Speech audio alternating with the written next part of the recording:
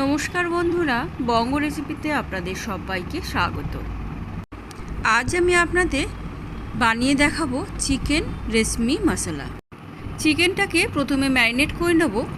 দিয়ে দিলাম 1 চামচ গোলমরিচের গুঁড়ো আর সামান্য পরিমাণে একটু নুন।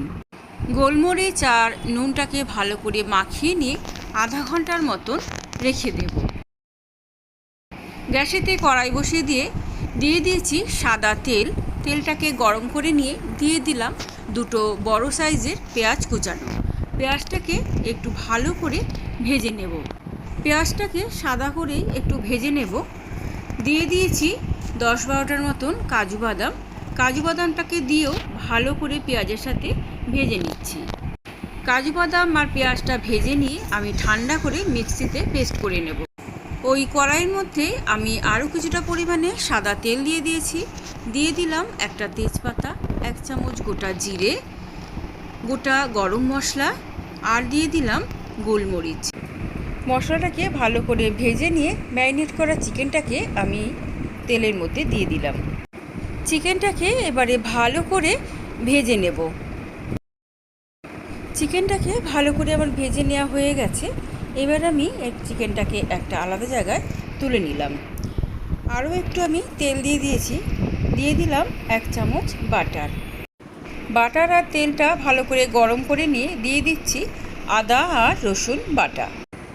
আদা রসুনটাকে ভালো করে একটু ভেজে নিয়ে এবারে আমি এর মধ্যে দিয়ে দেব পেঁয়াজ আর কাজু বাদামের পেস্টটাকে।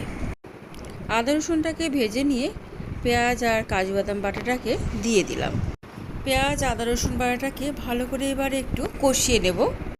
পেঁয়াজটা আগে থেকে ভাজা ছিল বলে আমাকে এখানে বেশি কষাতে হবে না।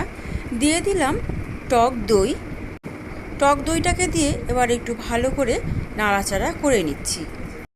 2 কাঁচা লঙ্কাকে আমি এখানে চিড়ে দিয়ে দিলাম। আবারও একটু ভালো করে নাড়াচাড়া করে নিয়ে আমি এর মধ্যে দিয়ে দিচ্ছি পরিমাণ মতো নুন। নুনটাকে ভালো করে মিশিয়ে নিয়ে আমি এবারে এর মধ্যে দিয়ে দিলাম ভেজে নেওয়া চিকেনটাকে দিয়ে মশলার সাথে ভালো করে নাড়াচাড়া করে নিলাম। একটা ঢাকা দিয়ে এবারে মাংসটাকে সিদ্ধ হতে দেব। 2-3 মিনিট পর ঢাকাটা খুলে নিলাম। চিকেনটা যেহেতু আমার আগে থেকেই ভাজা ছিল ওই জন্য বেশিক্ষণ সেদ্ধ হতে লাগবে না। দিয়ে দিলাম 1/2 কাপের মতন ফ্রেশ ক্রিমটা দিয়ে এবার ভালো করে একটু মিশিয়ে নিচ্ছি। দিয়ে দিলাম 1 চামচের মতন কসুরি মেথি। আমার চিকেন রেশমি মশলা রেডি হয়ে গেছে। আমার এই রেসিপিটা যদি আপনাদের ভালো লাগে তাহলে প্লিজ একটা লাইক করে দেবেন। আর যদি নতুন বন্ধু হয়ে থাকেন তাহলে প্লিজ আমার চ্যানেলটাকে একটা সাবস্ক্রাইব করে দেবেন।